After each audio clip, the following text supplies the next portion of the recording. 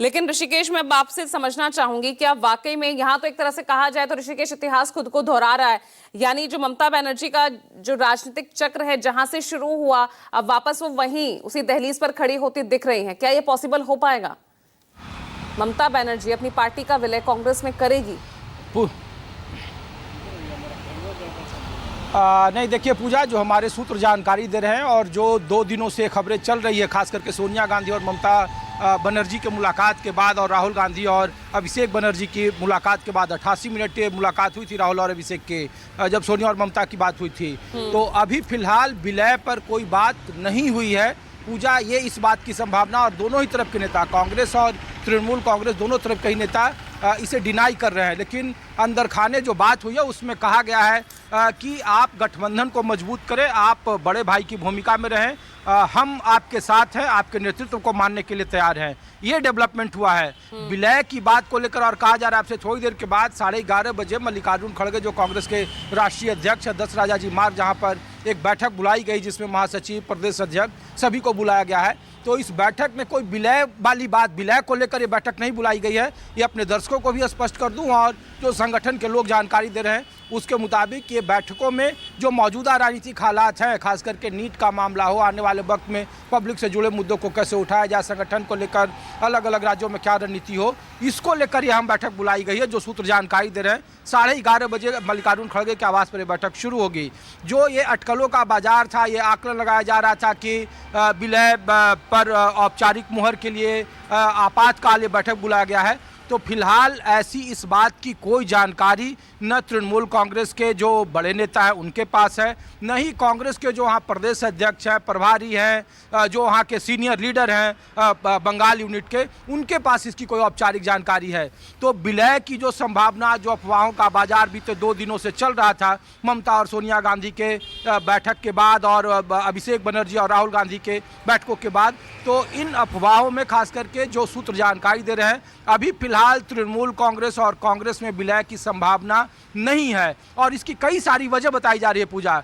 मैं इसलिए बात कह रहा हूं क्योंकि दोनों तरफ से जो तर्क दिए गए हैं, कहा गया कि अभी 2029 के पहले पश्चिम बंगाल में कोई चुनाव नहीं है, तो अगर चुनाव सर पर हो, अगर सीटों का कोई गठबंधन करना हो, सीट शेयरिंग का मामला हो, तो ये संभव नहीं है। अभी फिलहाल कोई भी पार्टी, चाहे वो कांग्रेस हो या फिर खास करके तृणमूल कांग्रेस हो, ये ऐसा क्यों करेगी? पहला जो तर्क दिया जा रहा है, उद्धव ठाकरे की ही पार्टी टूटी, शिवसेना, वहाँ एनसीपी भी टूटी, लेकिन न ही शरद पवार ने और न ही उद्धव ठाकरे ने इस तरीके का कोई प्रस्ताव दिया, इस तरह के प्रस्ताव की कोई चर्चा हुई। ये बात जरूर है कि दोनों ही दलों के बीच में, क्योंकि अब तक हम लोग पूजा जब देखते थे तृणमूल कांग्रेस को, जब हम लोग कवर करते थे, जब पार्लियामेंट में कोई भी इशू होता था तो तृणमूल कांग्रेस का एकला चलो का, बीते 10 सालों में जितना भारतीय जनता पार्टी ने आलोचनाओं के तीर नहीं चलाया कांग्रेस पर, उससे कहीं ज़्यादा तीर तृणमूल कांग्रेस ने विपक्ष में रहते हुए चलाए, न केवल संसद में बल्कि सड़क पर भी। और इसीलिए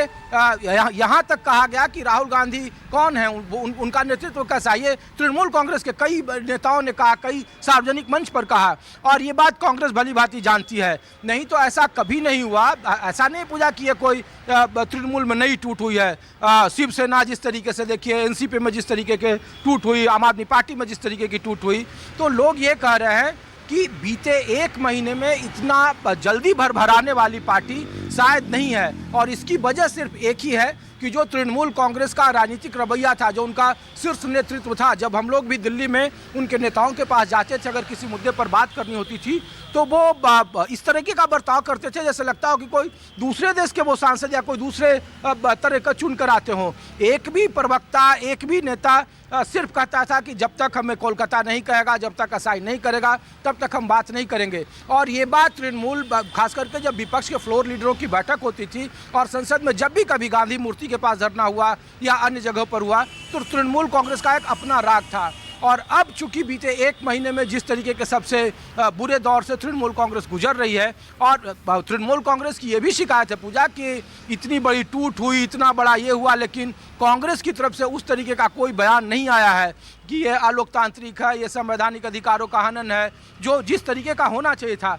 इसीलिए ममता बनर्जी सोनिया गांधी से मिली और उन्होंने कहा कि वहाँ चूंकि कांग्रेस के सामने पश्चिम बंगाल में पूजा लेफ्ट के साथ अलायंस नहीं हो सकता, नेचुरल अलायंस नहीं है। और जो बात ये तर्क दलील दे रहे हैं कि जब 98 में ममता बनर्जी अलग हुई तो 99 में तुरंत बाद वो अटल बिहारी वाजपेयी के सरकार में शामिल हुई और नेचुरल एलाइज बनी, तो इसके पीछे का तर्क है कि उस समय की राजनीतिक परिस्थिति अलग थी। ममता बनर्जी ने कांग्रेस से अलग हटकर अपना नया दल बनाया था और उन्हें अपना एस्टैब्लिश करना था। लेकिन चूंकि पश्चिम बंगाल और केरल में लेफ्ट के साथ कांग्रेस तृणमूल नेचुरल एलाइज नहीं है, इसीलिए तृणमूल कांग्रेस उसके पास ज़्यादा सूटेबल है। और आने वाले वक्त में आप पश्चिम बंगाल में देखेंगे कि दोनों मजबूती से लड़ेंगे। जैसे बिहार में तेजस आरजेडी के साथ उनका नेचुरल एलाइज है, या फिर शिवसेना महाराष्ट्र में है, एनसीपी है। तो इस तरीके की एक व्यवस्था बनाने की कोशिश है। और बीते जो 3 दिनों से जो 3 बार बैठकों का दौर चला है, वो इस पे कोई सच्चाई विलय का भी फिलहाल प्रस्ताव नहीं है। दोनों नेताओं के बीच में गठबंधन को मजबूत करने की और उन्हें सहारा देने की बात हुई है, जो हमारी जानकारी है। दूसरी बात जो बागी सांसदों को लेकर कहा जा रहा है पूजा, तो ये सिर्फ और सिर्फ मीडिया रिपोर्ट में है। अभी तक जो लोकसभा स्पीकर हैं उनके दफ्तर को, उनके ऑफिस को, जब मैं आपको ये रिपोर्ट बता रहा हूँ, कोई भी ऑफिशियल चिट्ठी नहीं मिली है कि कितने सांसदों का समूह है जो अलग बैठने की मांग कर रहा है, कितने सांसद उनके कोटे में हैं। और ये बात 24 घंटे पहले कीर्ति आज़ाद और कल्याण बनर्जी ये बात को बोल रहे थे कि भूपेंद्र यादव के घर पर जो बैठक हुई इसमें 12 या 13 सांसदों की तस्वीर आई है। और 19 और 20 का जो आंकड़ा बताया जा रहा है, जिसमें कई सारे सयोनी घोष से लेकर शत्रुघ्न सिन्हा का नाम जो कोलकाता में हमारे सहयोगी ही बता रहे हैं, दिल्ली में भी आप किसी से पूछेंगे तो 21 बताएंगे। जब वो मंडपम में अनौपचारिक बैठक थी बड़े संपादकों के साथ और होम मिनिस्टर अलग मीडिया को रिपोर्ट ब्रीफ दे रहे थे ऑफ रिकॉर्ड, तो उसमें उन्होंने कहा कि उनसे जब पूछा गया तो कहा गया कि 20-21 का नंबर हमें सुनने में आ रहा है। लेकिन अभी तक लोकसभा स्पीकर को इस बाबत कोई भी ऑफिशियल चिट्ठी नहीं मिली है।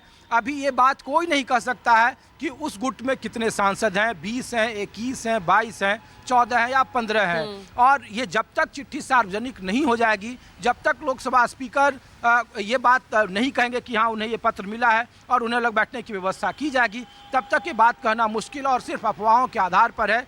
ये बातें अभी भी ज़मीनी तौर पर, सीधे तौर पर नहीं कहा जा सकता है, क्योंकि लोकसभा स्पीकर को अभी तक इस बात की कोई चिट्ठी नहीं मिली है। मॉनसून सेशन जब जुलाई के दूसरे सप्ताह में शुरू होगा पूजा संसद का, उसके कुछ दिन पहले या 24 घंटे या 48 घंटे पहले इस बात से पर्दा उठेगा कि एक्चुअल जो बागी सांसद हैं तृणमूल कांग्रेस के, उनके नंबर कितने हैं, क्या वो 19 हैं, 20 हैं, 21 हैं।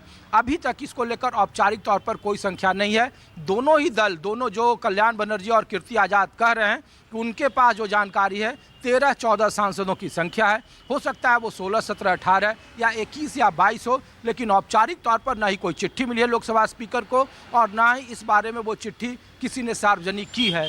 तो ये कहना भी मुश्किल है और इस पर थोड़ा अभी हम लोगों को और इंतजार करना पड़ेगा कि जब मानसून सेशन के दूसरे सप्ताह में जब शुरू होगा संसद का सत्र, तब उस वक्त तक चीज़ें, तस्वीरें साफ होगी। तो दोनों ही चीज़ें, विलय को लेकर और नंबर को लेकर जो कहा जा रहा था, विलय का भी कोई प्रस्ताव नहीं है, विलय भी नहीं हो रहा है। 11:30 में जो बैठक है उसमें विलय का कोई एजेंडा नहीं है मल्लिकार्जुन खड़गे के घर पर। और नंबर, सांसदों के नंबर कितने हैं ये कहना अभी मुश्किल है, जब तक मानसून सेशन के पहले लोकसभा स्पीकर की तरफ से ये व्यवस्था नहीं दी जाए औपचारिक तौर पर, तब तक एक कयासबाजियों का बाजार रहेगा। सिर्फ और सिर्फ सूत्र और अटकलों के हिसाब से ही ये सूचना आगे आएगी जाएगी, लेकिन औपचारिक तौर पर दोनों ही गुटों की तरफ से ऐसी कोई जानकारी नहीं है। चलिए ठीक है, आप बने रहेगा ऋषिकेश।